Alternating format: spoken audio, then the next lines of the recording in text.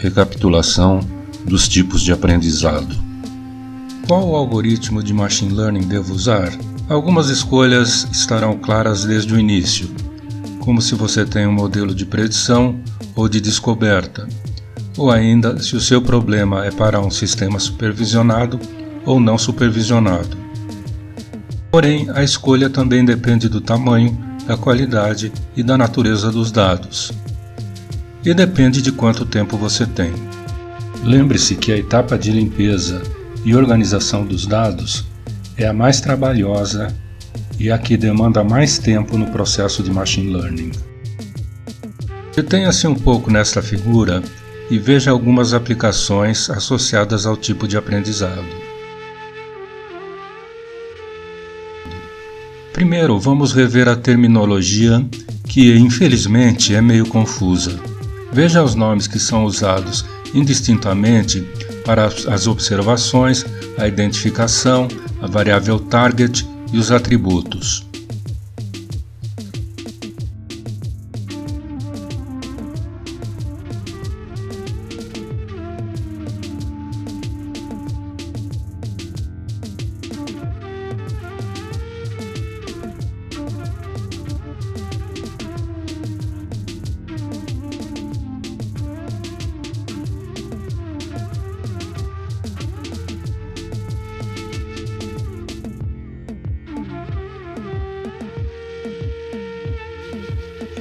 No aprendizado supervisionado, são apresentadas ao computador as entradas e saídas coletadas em um banco de dados histórico, sendo o objetivo aprender uma regra geral que mapeia as entradas para as saídas.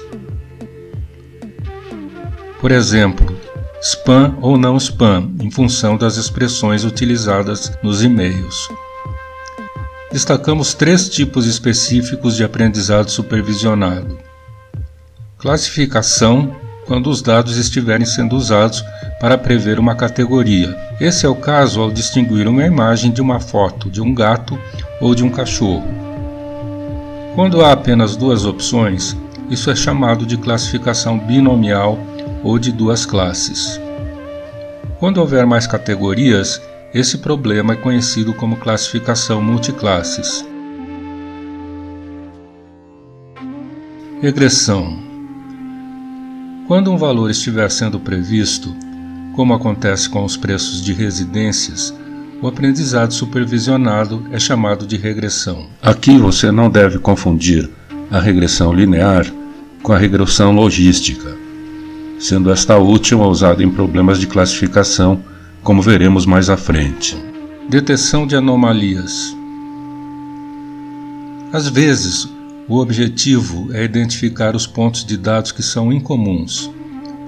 Na detecção de fraudes, por exemplo, quaisquer padrões incomuns de gasto em cartão de crédito são suspeitos, assim como na detecção de uma doença rara. No aprendizado não supervisionado, são apresentadas ao computador apenas as entradas coletadas em um banco de dados histórico, não as saídas. O algoritmo de aprendizado deverá descobrir alguma estrutura nas entradas fornecidas, se houver, como nesse gráfico onde podemos identificar 3 clusters e assinalamos seus centroides. Destacamos 2 tipos de aprendizado não supervisionado. Segmentação de clientes. Nessa aplicação, coletamos dados de milhares de clientes de uma seguradora e conseguimos identificar 3 clusters. Regras de associação. As regras de associação têm como premissa básica encontrar elementos que implicam na presença de outros elementos em uma mesma transação, ou seja, encontrar relacionamentos ou padrões frequentes em conjuntos de dados.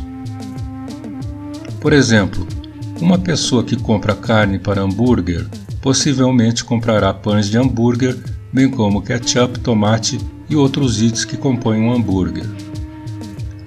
Note que uma regra como a descrita acima é pouco interessante, porque é praticamente óbvia. Entretanto, há casos conhecidos como a associação de compras de fralda com cerveja que não ocorreriam normalmente a pesquisadores. Aprendizado por reforço. No aprendizado por reforço, o algoritmo escolhe uma ação em resposta a cada ponto de dados. O algoritmo de aprendizado também recebe um sinal de recompensa pouco tempo depois, indicando se a decisão foi boa.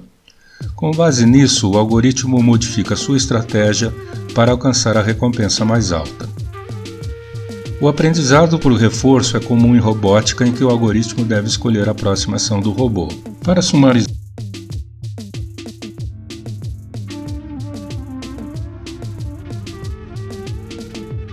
sumarizar os 3 tipos de aprendizado, podemos supor que a divisão do aprendizado em categorias distintas não é uma regra rígida e muitas vezes é uma questão de perspectiva. Pensar em termos de feedback nos dá uma maneira de organizar nossas ideias. Em algumas situações, recebemos feedback explícito. Isso seria chamado de aprendizado supervisionado. Nessas situações, na fase de aprendizado, recebemos os resultados corretos associados a uma entrada. Por exemplo, saber as melhores jogadas para diferentes situações ao aprender a jogar xadrez. Em outras situações, podemos apenas obter feedback implícito ou parcial. Isso seria semelhante a jogar xadrez e receber feedback apenas no final de 5 jogadas, por exemplo. Isso é aprendizado por reforço, ou aprendizado por tentativa e erro. No aprendizado não supervisionado, não recebemos nenhum feedback. Depois de milhares de jogos de xadrez, talvez consigamos identificar padrões vencedores e perdedores.